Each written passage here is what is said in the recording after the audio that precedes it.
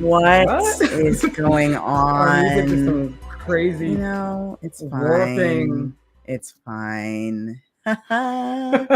Hello, everyone. We want to, first of all, happy Thursday. Happy Thursday here.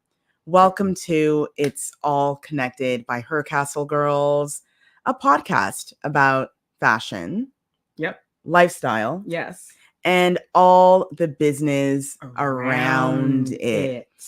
Because as beautiful as fashion can be, there is a whole business and a whole world behind it that a lot of people don't talk about, especially consumers. And this is a time where we're going to talk about that stuff. Oh, yes, we are. So if you watch us on our YouTube channel, you'll know that we love to talk a lot about fashion and about the beauty of clothes, the beauty of designer fashion. And it's interesting not only because of the clothes, but it's also interesting because of the business that goes on behind it. And that's what this is all about. So usually we're talking about the beauty of the clothes, how they're made, and all of that stuff, the greatness of these brands. But in this live setting, we are more so talking about the business of it all. So if you're not already, subscribe to our channel. Now is the time to do so. You already know what to do. That subscribe button, just click on it, turn on your notification bell so you never miss an upload or a live in this case. We are definitely fashion geeks. So if you are a fashion geek, you need to join our channel. And also, I should say that myself and Telly here, we are sisters. We just love fashion. Telly was a fashion student in college. It's true. I was a journalist, and we basically everything we did was always around fashion. So that is why now we are here talking about fashion because we love it so much. So today, we are talking about a topic that kind of sits really closely to us because we've talked a lot about it in many conversations before. Yeah. And that topic is more like a question. And the question is there room for new creative directors? When we say new creative directors, we mean new faces, people that we aren't already all in the know about. And we bring this up now because if you're a big fashion person, you might realize there are specific names that get repeated over and over and over again when there is a shift in a brand changing. Yeah, and it's funny because, like we stated already, love fashion, always have, always will.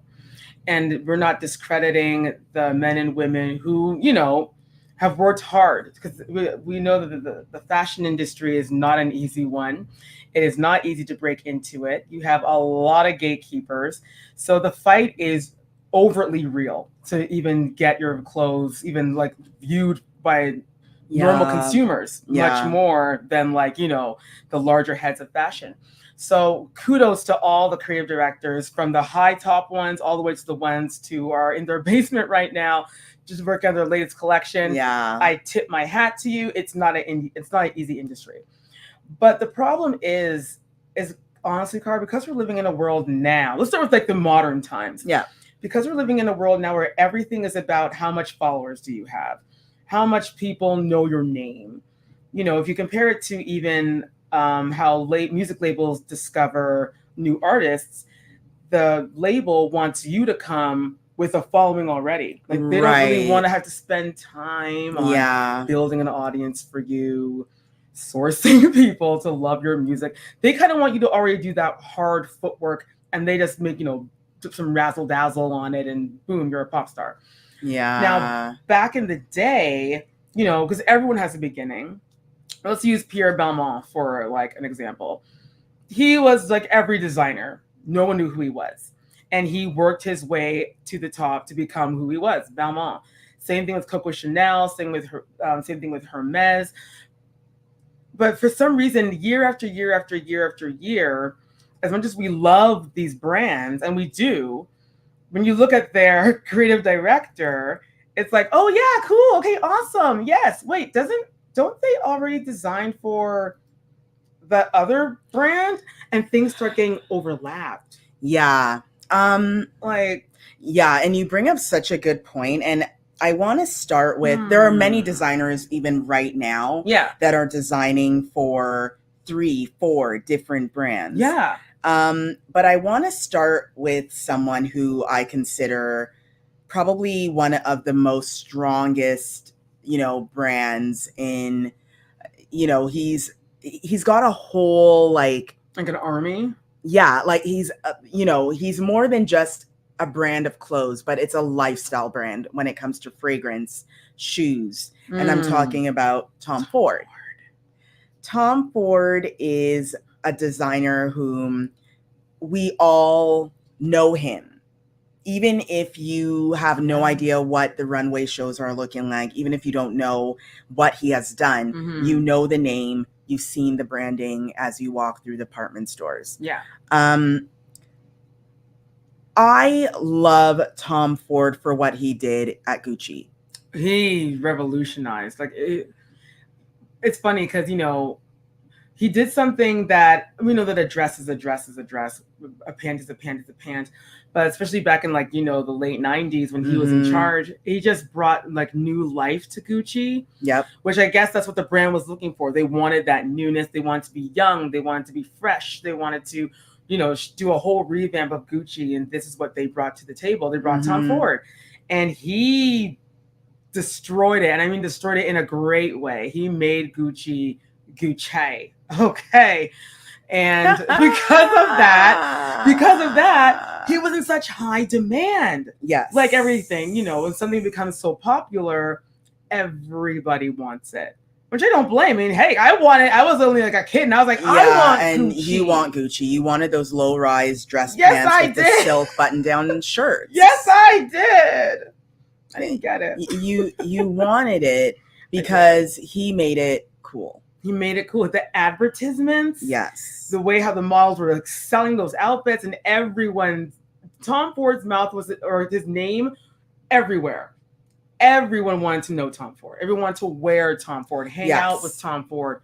Everything was Tom Ford. Yes, and Tom Ford has been such an influence that even now, he's dabbled in film. Yeah. He's dabbled in beauty. He even sold, the beauty Tom Ford division. Yeah, that's right, he did. And, so he's just out here, collecting the dollars. Congratulations. Relaxing and getting his pay. Doing what he's doing. Go ahead, Tom. But at one point, he was designing for two of the most powerful fashion houses up to this day. Yeah. One would be Yves Saint Laurent. Be still my beating heart. While he was designing at Gucci. That's stress. Girl, he was doing both labels at the same time. You know what it's like?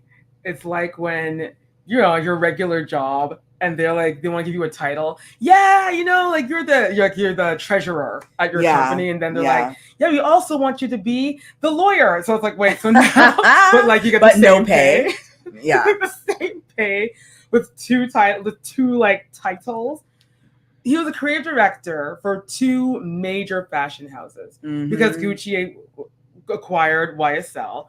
And they thought, well, hey, he's done magic with Gucci. Let's not stop this boat. Let's just push him into Yves Saint Laurent. And he did. It was a beautiful collection.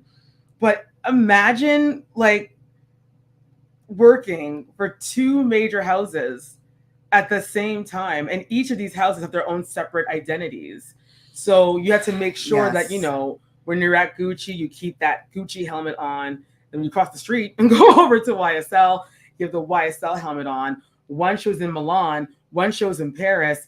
Everything is, Yeah. zigzagging. And this was well before, the internet was the main thing. Yeah. So it was a lot of, there was no virtual component for him to do his job. He really had to be physically present to do these things and still keep both houses happy and keep the branding as separate as possible. When he left, so from 2019, or sorry, from, what am I saying? From 1999 to 2004, he designed for both houses. Yes. In 2004, when he left, they had to hire an extra 5 people to replace him. 5 people to do one man's job. To do all that he was doing. 5 people. Like, let that sink in a bit. 5 people. The pressure that is put on an art director that's not only designing for one successful fashion house, but 2. And these are fashion houses where there's no room for failure. They need to keep alive. The money's got to keep on rolling, and everyone is putting their focus on you. And as we know, anything that goes wrong, even if you had nothing to do with it, you're the creative director, so everyone just says it's your fault, although you did absolutely nothing wrong. It was the lighting person.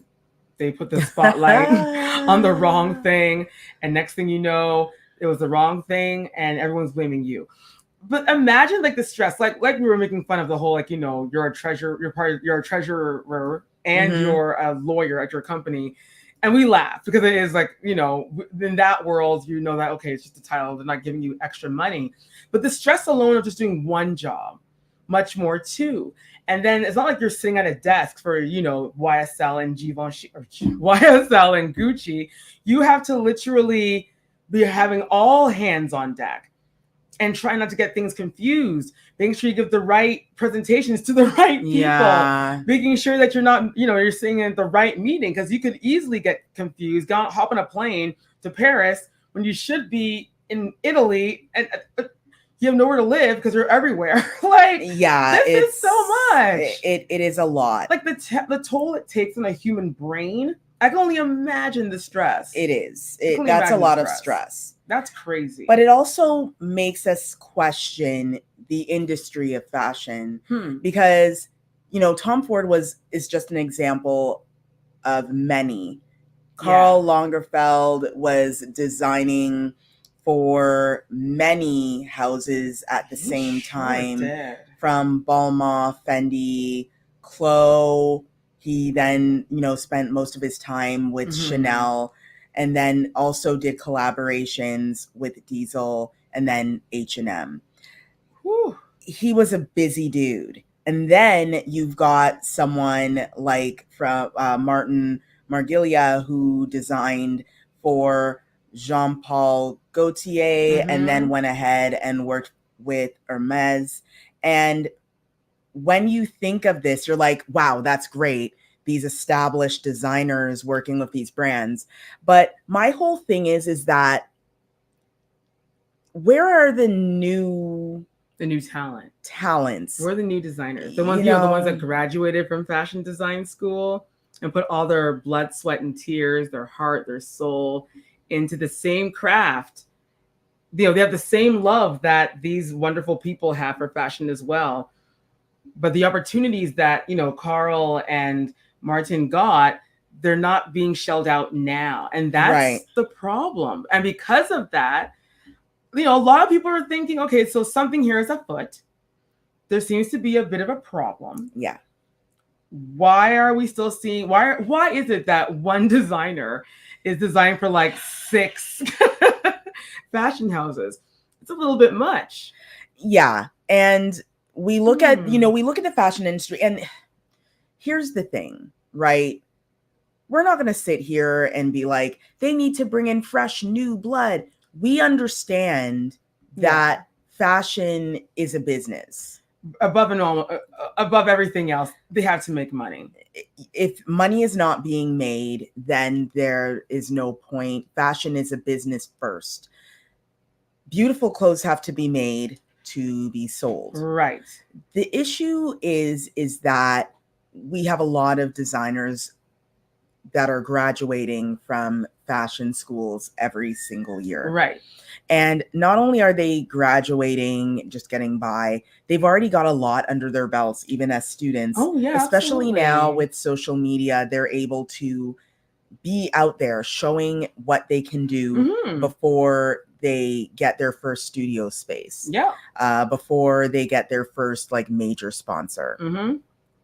But what does it take? What is the journey for that young designer to be a young designer and then get to being the art director of a French fashion house? Because where do they begin? Like, we know, and we're going to talk about this soon, right, about this idea of the young designer and the beginnings where there is no money, there's no advertising dollars, there's no like professional marketing team, there's no major website, there is nothing for this designer to elevate themselves. Right.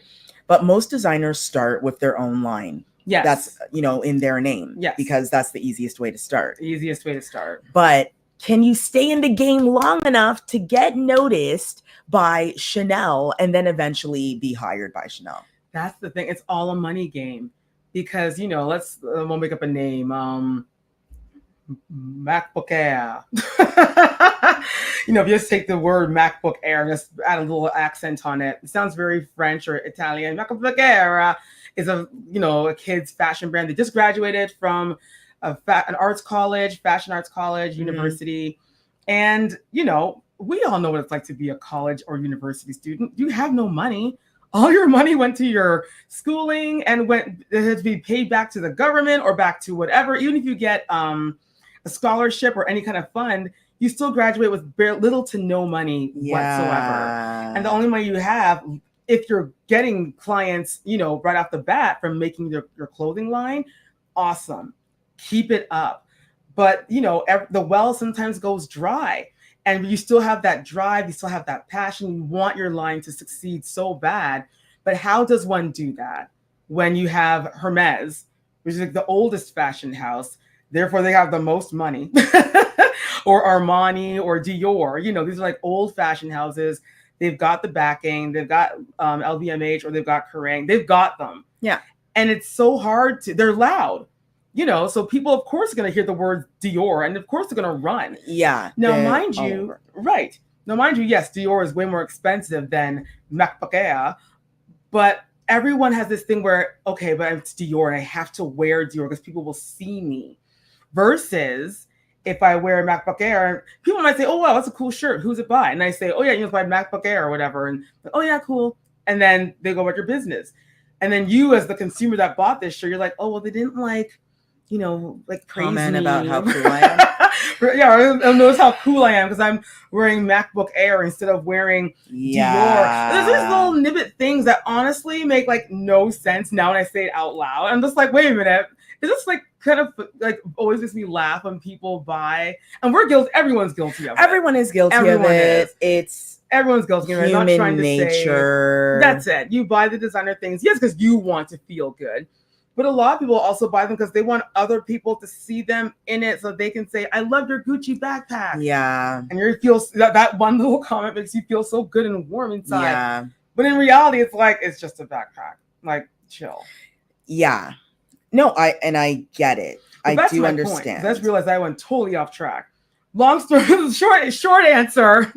It's very hard for a young kid coming out of fashion college to be noticed when you do have these larger brands with lots more money. It's hard. Now, we do have a few stories of brands that took a chance on little known designers. We do. And, a designer that we speak of all the time on our channel is Olivier Rousteing. Olivier Rousteing. And he is the art director of Balmain, a very old house. Oh, that's an old house. One where a lot of very prestige, very versed, very established designers have designed. Yeah.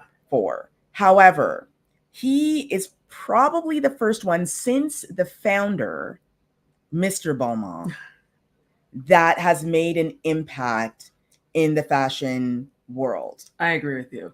Yeah. And his story is, you know, he was not born into money. He was not born, there's no nepotism story here. No. He was born an to orphan. a middle class family. Yeah, he's an orphan, was adopted into a middle class family.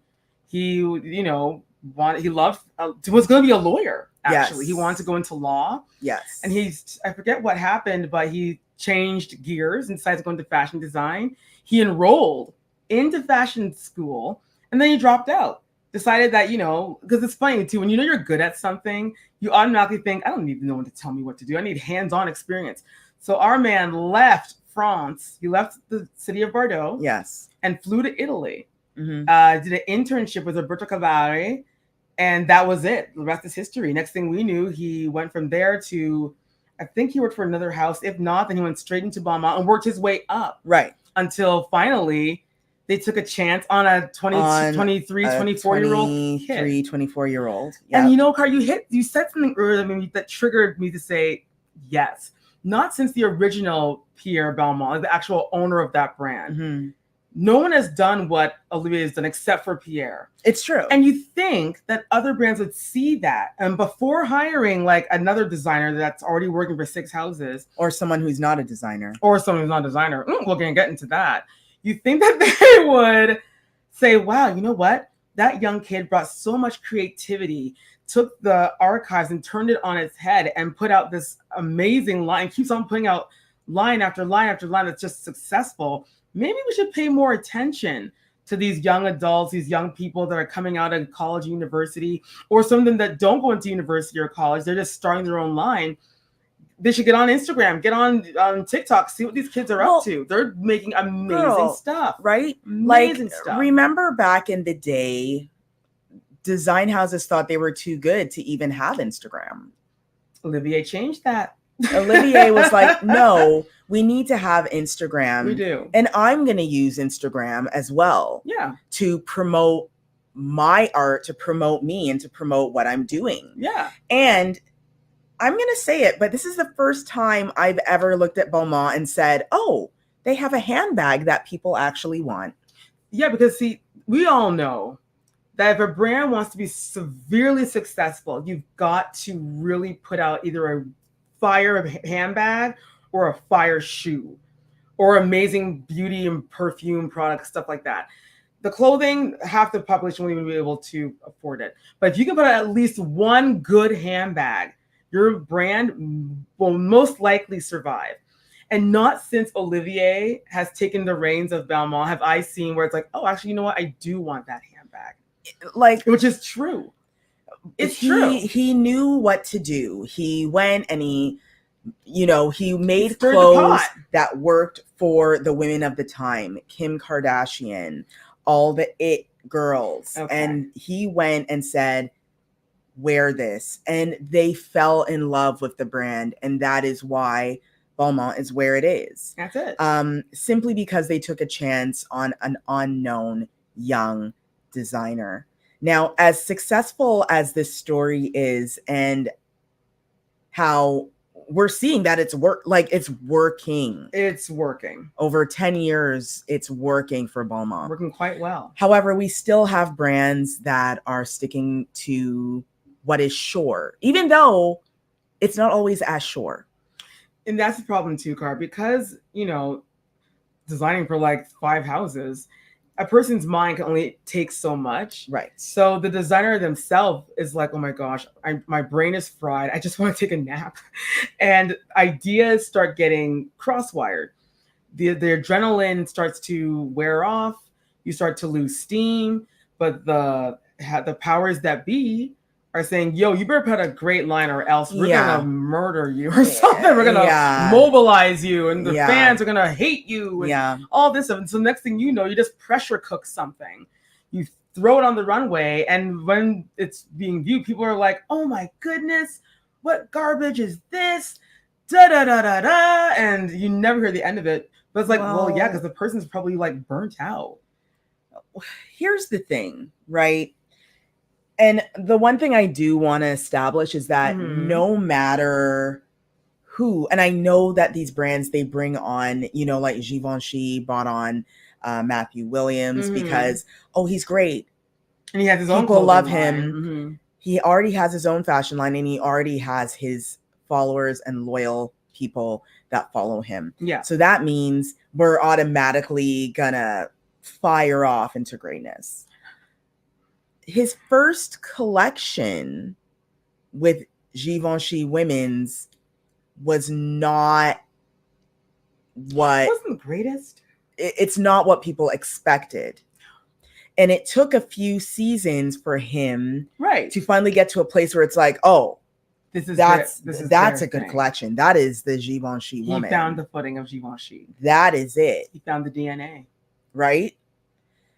So even though he's established and well-known and well-versed and established all of those good things, it still took time. And that's the problem. And maybe a talking to. A few talking to as well, I'm sure. Because we all saw that one collection, we all saw that one collection. We have a video on that. Be sure to visit our channel and check out Givenchy. You'll see it. And that's the thing, Car. Some labels will actually say, okay, you know what? I see what's going on here. We're going to help to nurture you. We're going to help to grow you. But then there's a lot of fashion brands that are like, listen, you have to get this right, like the first try. We don't have time to nurse you and to pet you. We don't have time for that. Our stock is going downhill. We got to put that number back up. So there's so much pressure. Even when you read some of the reviews, Givenchy, as you know, they have a new designer. I forget his name because, oh gosh, now I forget his name too. The last creative director for Givenchy, Alejandro. So not Givenchy. No, it's not Givenchy. Gucci. Alessandro. As you know, he stepped down from working with Gucci, and he brought it to a place because every other celebrity was working with this brand. So to me, that's a win-win. No one knows exactly what happened, but he's made his peace and he said, "I've had enough. I'm leaving." And they brought on another designer. I forget his name. Yeah, I'm everyone's name. You're today. forgetting everyone's name. No, I'm sorry. But anyway, I'll remember it and I'll put it in there. He put out his collection recently over Milan Fashion Week, and he took Gucci back to basics. There was no bright colors. Mm-hmm. There was no crazy fur. There was no, Gucci of before. Mm-hmm. It was back to 90s Gucci, if you want to say. Like, it was very minimal, very fresh, very young, very new school. Mm-hmm. I thought it was cute. I liked it. There was a couple things there where I was like, oh, that's wearable. That's cool. But a lot of people did like it. There was also a lot of people that said, oh, this is crap. This is boring. Da-da-da. And to each their own. Sabato de Sarno. Thank you. And everyone to each their own. But what people fail to forget is that Gucci is trying to make money. Now that they don't have, the Harry Styles and the Snoop Dogg and Jared Leto, promoting their brand because that man that was in charge then is now exited. They're like, listen, we still have to keep these numbers up. I believe their money went down one quarter. Yeah. Gucci. Yeah, their money went down one quarter. So they're trying to raise it up. The easiest way to raise back funds is to put out a real ready to wear, not a ready to wear and then couture comes out as a theme, not a theme, an actual jacket real people can wear. And you know what you bring up, and again, the business of fashion is that at the end of the day, the fashion house is no different than Target. It really isn't. They are they're like Walmart, Target, and all of our little favorite grocery stores. Yeah.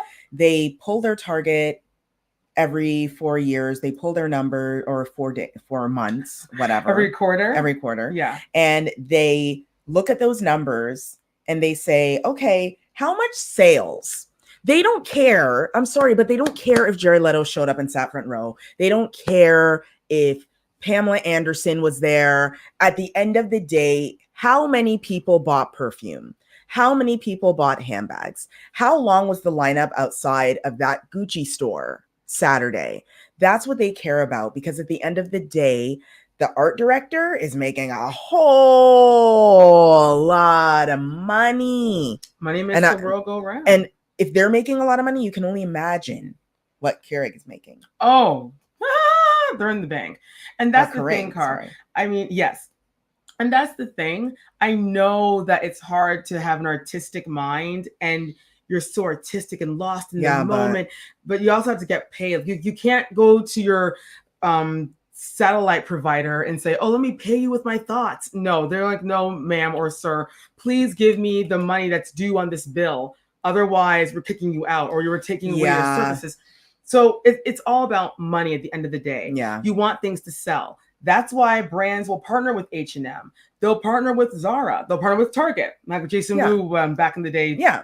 He did a collab with Target. Yeah. And it sold like crazy. Just like Balmain did a thing with H&M. Yeah. Versace. They do this because they know it's almost guaranteed. Yeah. No idiot will say, only a fool would say no. I mean, who doesn't want a $40 top? Anyone can afford that. There's no way that someone's going to say no to collaborating with H&M or Zara or Target or Walmart. No way. That's a guaranteed check. It's a guaranteed check. And when you realize, and as these luxury labels are out here doing their thing, they understand that their market is very small. It is. Unlike Target and Walmart, where everybody can access them. Not everybody can. It's, Gucci, Yves Saint Laurent. These are all brands where 1% to 2% of the world can shop there regularly. Right. Middle class people, we can, we can buy some perfume for our birthday. We can buy a handbag as a gift for ourselves. Hell out of that handbag. You can maybe purchase 1 to 2 pieces of a luxury brand a year if you are middle class doing okay for yourself. Right. The reality is that, we are going to Target more than we are going to Gucci. So when Gucci doesn't sell enough handbags, when they don't sell enough perfume bottles, it's a big issue. And I believe that Gucci sat down and said, okay, yeah, the shows are getting recognition. Mm-hmm. Vogue has us. Yes, that whole twin theme was really cute. That was actually really cool. That's working. However, how many of these coats did we sell?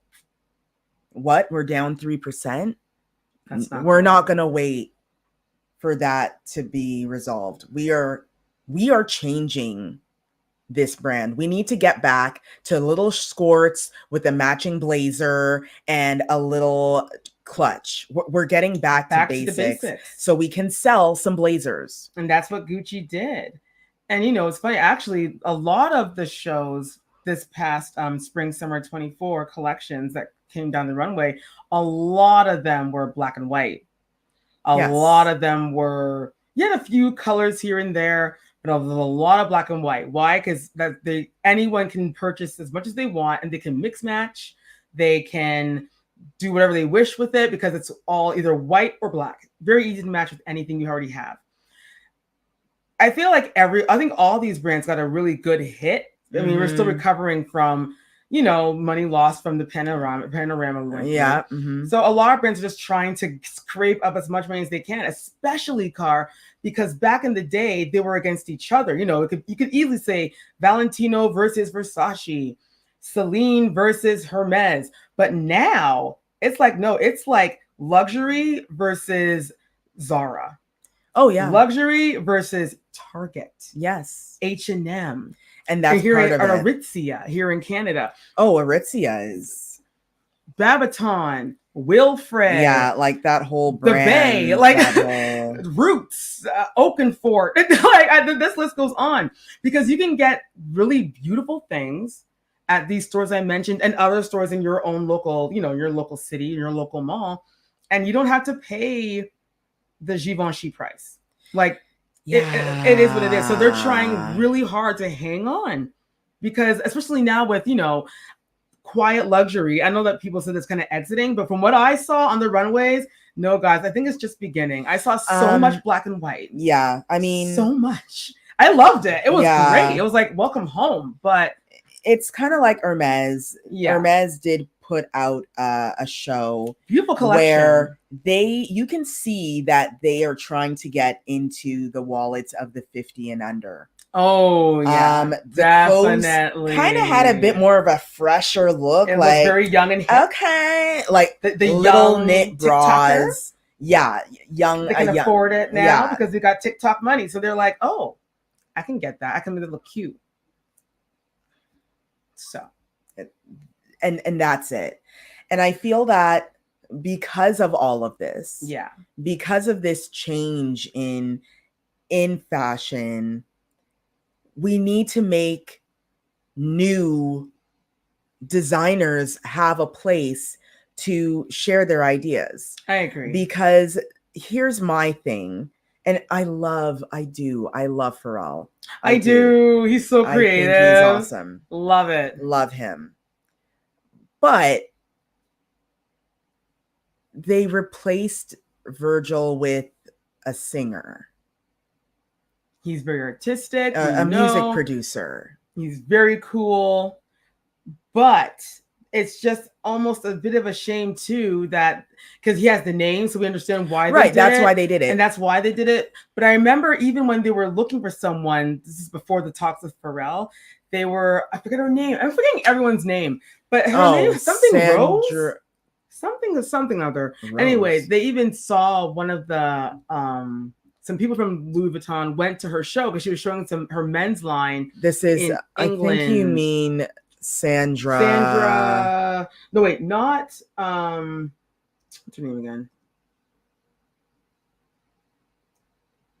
Oh, I forget her name now. I'm forgetting everybody's name, y'all. Is she a black designer? She's a black designer. She's Jamaican. From England. Yeah. And her name is Sandra something. Sandra. Oh, okay, yeah, it's Sandra. Oh, sheesh. You are forgetting everyone's name. I'm having that kind of day. But let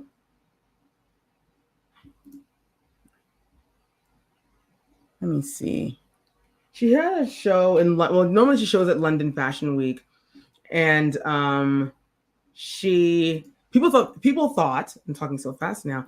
People thought that she was going to be possibly the new creative director for Louis Vuitton Men because she is a men's fashion designer and she has really nice stuff.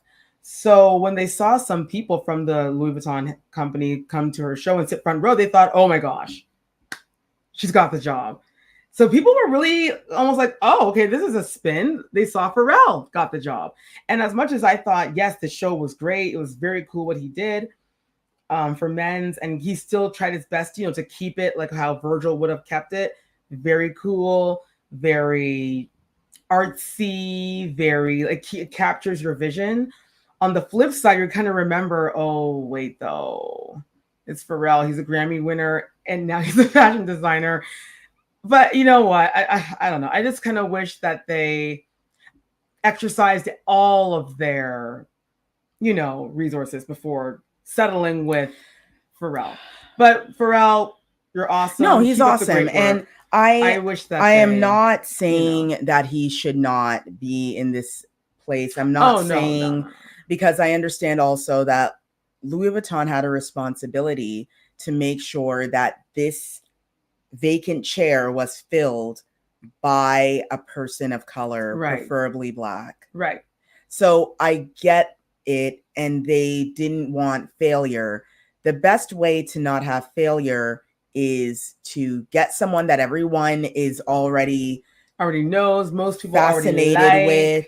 Yeah. And people at least would watch the debut show because it's Pharrell and they know that Jay-Z, Beyonce, Rihanna, and all these people will show up. And they did. And they did. And they looked great. And it was a beautiful show. Very cool. The gospel choir was on it. The gospel choir was gospeling. Okay, it was gospel. Holy Ghost came down. It was a whole thing. A whole thing. However, again, that's all, I have to say. I mean, another house where maybe they could have gotten someone else. is Burberry. But again, they really wanted, they're trying to do fail safe. Yeah, and I can't, and that's the thing. You kind of have to look on both sides of the coin. You know, the hunger side is like, no, get someone fresh and new because they'll bring fresh and new ideas, which is true. But then you say to yourself, wait a minute, are we in a position right now where we can have have failure? Because, okay, yeah, we get this fresh new kid, they put out a line, what if it fails? Let's look at, but look what he did for Bottega. He put Bottega on the map. So you know what? Let's bring him over to the Burberry side. Now, mind you, Blanca Saunders? No, not her. She's amazing. We've covered her a few times. Well, but no, it's not her. Okay. It's her. Martine Rose. We thought that she was going to, but unfortunately she didn't. She's a men's fashion designer. I knew her name was Rose. Anyway, yes, back to Burberry. They saw Bottega and they're like, we got to get our hands on that. Now, Bottega is a gorgeous line. That man did wonders. He left them looking fabulous. Yeah. Beautiful collection. The handbags are, yes. His first collection with Burberry was good. I liked it. It was nice. It was different, but it was a good different. Now the spring, I love your face. You're just like, the spring. The spring 24 collection. It was different. It was different. I'm sure that maybe he got a talking to. Wasn't it? I don't know what happened. The prices went really high for something that maybe wasn't matching the price from what we saw on the runway. But I digress. I'm pretty sure that Burberry will be an interesting one to watch as their prices have increased like substantially, significantly. Like it's a lot. That's an inflation of an inflation. Yes. So it'll be interesting to see how the change in the path of design along with the price increase will do in a few months. Crazy. Just crazy. I mean, it is. And Burberry, I have a soft spot in my heart for Burberry because, the trench coat, the tartan, the print. Yes. And just to see what we saw for their spring, fall. I keep saying spring, fall. You see, even my mind is like, what the heck was that? With their spring collection for 2024, it was just wild. That's all I'm going to say. If you want to know, check out our video. It's already there. You'll see the interesting. It's not up yet. It's coming soon. You'll see it. And you let us know what you thought. Because some people, the people that I talked to, they were just as lost as we were. This show. Oh, dear. And that's why, they hired him because they were like, we don't want to fail. Because Burberry, as we know, here I go again with name. I'm having an Alzheimer's moment, and I apologize. It's but okay. Not Ricardo. It's okay. Just keep talking. Anyway, he did his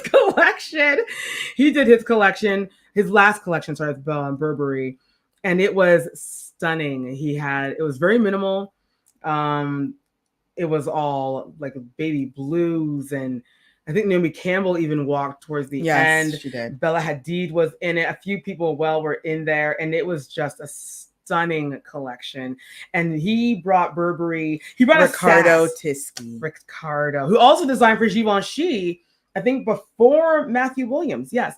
And he brought Burberry to a place where it was cool.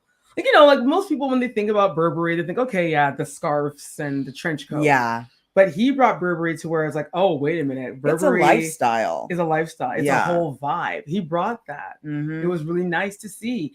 And now to see what we saw, you're kind of like, okay. And I know that brands have to change. I get it.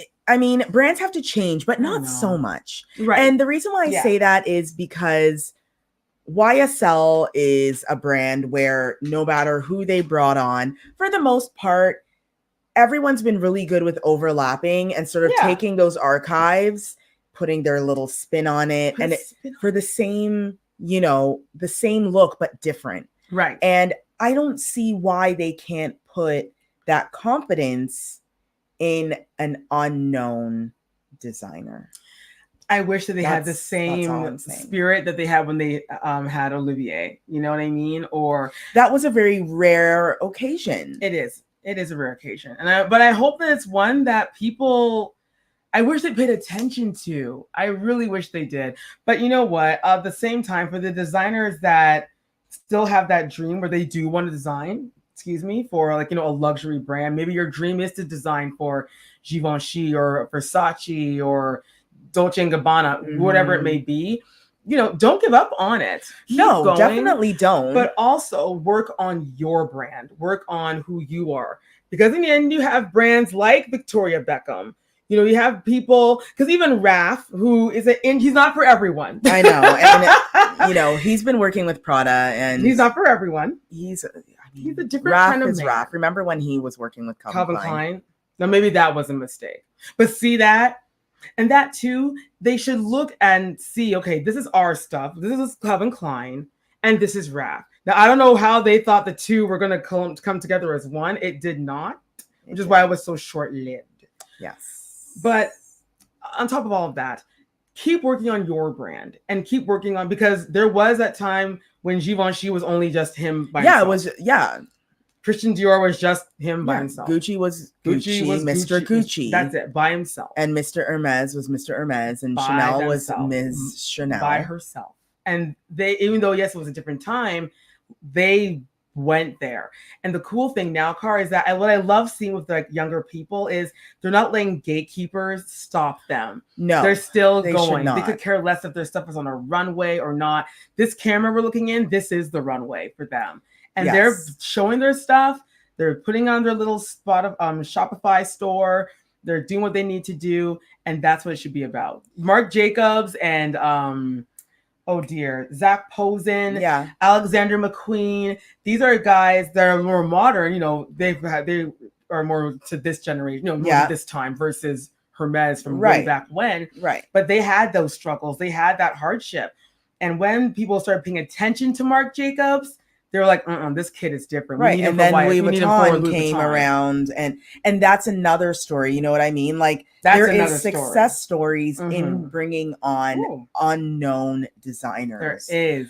These gatekeepers need to give them a chance. They do. And again, yes, we know fashion is a business. You can't take risks. But what is life without risks? That whole part. You got to take risks. Okay, fine. So a collection isn't the prettiest, because critics are always going to criticize. Oh yeah, and they criticize, guess what? They criticize the established artists. Oh yeah, like I remember Karl Lagerfeld, he did not like what a certain journalist said about his collection. So the next day, he took out an ad in the same paper that the woman works for. He bought a full page ad. I mean, this is expensive, y'all. And he just put the words, "Everybody loves Chanel." Everybody. He basically saying, blast you. It doesn't matter what I did. Like it or because not. The brand is the brand. The brand is the brand. Chanel's still spinning. The world is still turning. Their bags are still selling. People are still lining up for those double flat bags. Hard. So with that, do not give up. But back to the cause, I do hope that these brands, I know that money is everything. I know they have to reach a certain quota. I understand. Yeah. But it would just be nice to have more Zimmermans. Yes. Right? It would be nice to have more Marc Jacobs. Yes. And that when an older fashion house. Yeah, and J.W. Anderson, right. Like these brands that were created by designers that weren't big and famous. They made their way. Didn't have famous parents. That's it. And all, just came out of nothing, came out of the dirt, came out of the dust like a flower. Like a diamond in the sky. Yes. And they did that. That's what will continue to keep fashion interesting and fun. At least that's what I think. I don't know. I think so too. And that's the cool thing with with fashion. It never ceases to amaze us. There's always something where we're like, what? Like something is always happening in fashion, which is why you should always make sure that you're subscribed to our channel, because we're going to keep you in the loop in case you don't hear what's just happening. So don't forget to like, share, and subscribe. But on top of that, it's just interesting to see where fashion is heading from what we saw, they're bringing it way back to simplicity. It reminds me a lot, Car, of the 1930s with the Great Depression. You know, when the stock markets crashed in 1929. In the 30s, people were just barely getting by. So the fashion went, you know, very, very minimal. Yes. And that's kind of what fashion is going through right now. They're doing things very minimal, things that you can afford, things that you can mix and match. Realistic. Girl. So, you know, I'm hoping that the powers that be will be kinder to these new and upcoming designers and get them in the game. We should not have Mr. Kim Jones designing. Yeah, why? He's one man. Why is he designing for two major houses, not, you know, one little side thing like a collaboration? And Fendi Women's. Yeah, like these are very strong brands that need that attention. And give the man a break. Look, I know he's a genius, and he is. He's an amazing fashion designer. And even he has had some collections where we're like, those diaper shorts are not the way. But I digress. Aside from that, there's so much fashion to share. Like, we should never have things like this happen anymore, where there's one man design for. There's too many designers out there. There are too many talented people. Too many that could be doing that job. Oh yeah. And I feel that in a way, fashion needs to take on the methods of drafting the way how sports and even music does. I agree. Where they go out, you know, they go to the high schools, they go to the colleges, and they watch to see who should we bring on as soon as they, you know, graduate, as soon as they're done their internship. Those portfolios. Why, you know, we should, you know, let's go to the music schools. Some AR people do this. They go to the little bands that are playing locally at the bars, and they're like, ooh, that band is really good. I'm going to watch them and see how many other gigs they do. That is how those industries stay fresh. They go on TikTok, they go on Instagram. Fashion needs to do that. Fashion needs to do that. And I hope that they do, because there's so much creativity in this world. It would be so cool to see how other people take that brand to another level. So we will see what happens. We'll see. We will see what happens. We'll see. I hope you all enjoyed our little conversation. I hope so. We enjoyed it. We enjoyed it. I like this. The topic was, we're going live. Is there room for new creative directors? We want to know what you think. Share your thoughts below in the comments. What do you think? Do you think it's time for fashion to become more accepting? Do you think things should stay the way they are? Let us know in the comments. Thank you so much for joining us live. I'm going to figure out how to put this up on our channel for podcasting, but our podcast is available. Yes, it is. It's all connected by HercastleGirls, and it's available wherever you listen to podcasts. That's right. And if you're going to listen to this on our podcast, be sure to watch the video by going to our YouTube channel. Yes. You've now already subscribed to. We've already turned on your notification bell. I mean, why wouldn't you? Like, what are you doing at this point? We're all besties here. Fashion geeks. We stick together. That's what we do. That's it. Thank you so much for joining us, and we will see you again all soon. Have the best week. Take care, everyone. Bye. Bye.